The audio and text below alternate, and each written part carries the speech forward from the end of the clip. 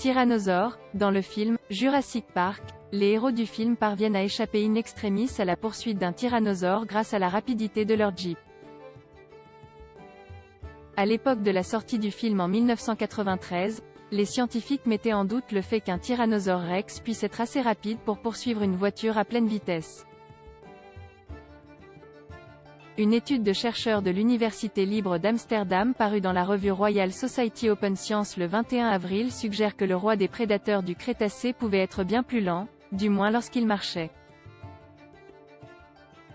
La vitesse de marche d'un T-Rex ne s'élèverait qu'à environ 5 km/h, soit la vitesse moyenne de marche d'un humain, d'après les auteurs de l'étude interrogés par Live Science.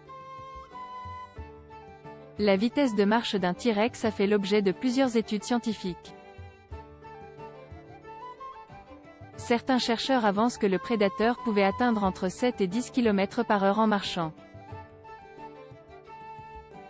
Que flexibles pour leurs recherches, les chercheurs de l'Université libre d'Amsterdam ont étudié le rôle joué par la flexibilité de la queue du tyrannosaure dans ses déplacements. La queue joue le rôle contrepoids et produit également la force nécessaire pour mouvoir le corps en avant, en remuant verticalement, explique Pasha Van Bijlert, co-auteur de l'étude. Une manière de se mouvoir propre aux dinosaures, aucun animal vivant ne possède aujourd'hui cette capacité, précise Van Bijlert. En modélisant le rythme de balancement de la queue d'un T-Rex, les chercheurs ont déterminé la fréquence de ses pas.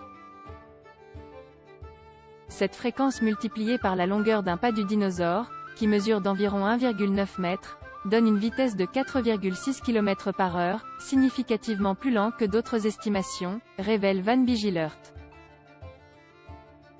Une piste future de recherche serait de prendre en compte ce modèle de queue flexible dans les simulations d'un T-Rex en train de courir, suggère Van Bijlert.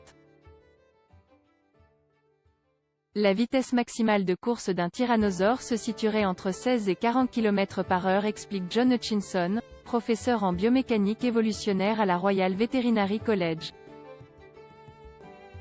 Longtemps les scientifiques pensaient que la vitesse maximale d'un T-Rex était limitée par la robustesse de ses os, étant donné son poids massif entre 5 et 7 tonnes.